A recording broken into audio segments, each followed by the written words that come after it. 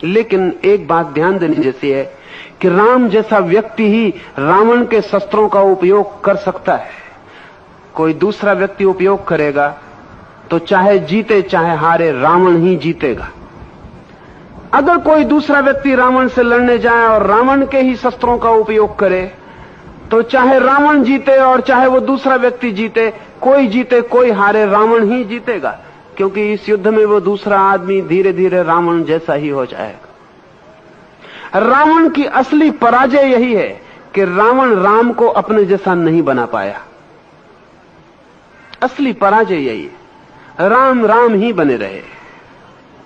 उनके व्यक्तित्व में जरा सी एक कली भी नहीं सूखी, उनका फूल फूल जैसा ही खिला रहा। उनकी तलवार, उनके हाथ के शस्त्र, उनके भीतर की मनुष्यता में जरा सा भी फर्क ना ला पाए।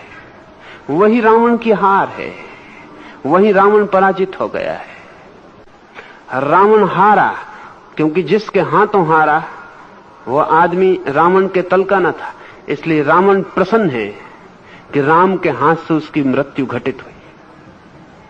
ये अनूठी बात है। रावण प्रसन्न है कि राम के हाथों उसकी मृत्यु हुई। रावण प्रसन्न है कि अब मुक्ति में क्या बाधा रही होगी। अगर खुद राम मुझे मारने को आए हों, इस शरीर से मुझे विदा करते हो, तो मेरे मोक्ष में बाधा ही क्या है।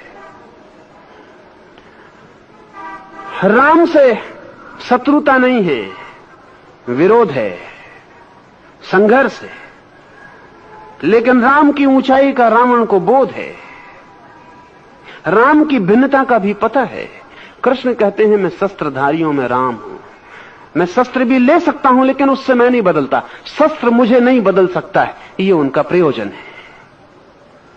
मैं कुछ भी करूं, मेरा करना मेरी आत्मा को नहीं बदल सकता है, ये उनका अभिप्राय है। ध्यान रखें, हम जो भी करते हैं उसका जोड़ ही हमारी आत्मा है। राम जो भी करते हैं उसका जोड़ उनकी आत्मा नहीं है। राम जो भी करते हैं वो एक तल पर है और उनकी आत्मा बिल्कुल दूसरे तल पर है। राम के कृत्यों से हम राम की आत्मा का पता नहीं लगा सकते। राम की आत्मा का पता हो तो हम राम के कृत्यों को समझ सकते।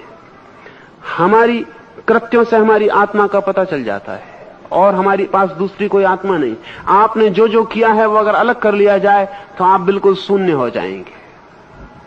राम ने जो भी किया है उसे अलग कर लिया जाए, राम में कोई कमी नहीं पड़ेगी। राम का करना हम समझें ठीक से तो बिल्कुल बाहरी घटना है, भीतर कुछ भी नहीं घटता है। ख्याल आपको शायद ना हो, भारतीय मन बहुत अनूठा है और कई बार पश्चिम में उसको समझना मुश्किल हो जाता है। कथा यह है कि वाल्मीकि ने रामायण पहले लिखी, राम बाद में हुए। ये बात निश्चित ही असंगत मालूम पड़ती है, लेकिन भारतीय मन में बड़े और ख्याल हैं। राम का व्यक्तित्व एक विराट योजना का हिस्सा मात्र है। वो योजना पहले से नियोजित है, वो योजना पहले से तैयार है। राम सिर्फ एक अभिनेता है उस योजना में। इसलिए सीता चोरी जाती है तो युद्ध को चले जाते हैं, और एक धोबी ऐतराज उठाता है तो सीता को जंगल भेज देते हैं। राम जैसे इन किन्हीं कृत्यों के बीच में नहीं है, बाहर खड़े हैं। जैसे ये सारे कृत्य एक अभिनय की मंच पर किए जा रहे हैं जिनसे राम का कुछ लेना देना नहीं है। जो करना जरूरी है वो कर रहे हैं, जो होना चाहिए वो हो रहा है, लेकिन वे बाहर खड़े। उनकी आत्मा इनमें से किसी से भी छू नहीं जाती, कोई चीज उनको स्पर्श नहीं कर रही। कृष्ण का ये कहना कि मैं धनुषधारियों में, शस्त्रधारियों में राम हूं, इस बात की खबर देना है कि मैं जो करता हूं उससे तू मेरा पता नहीं लगा सकेगा। मेरा होना मेरे करने के पार है। वो जो अस्तित्व है मेरा, वो मेरे कृत्य से बहुत ऊपर है।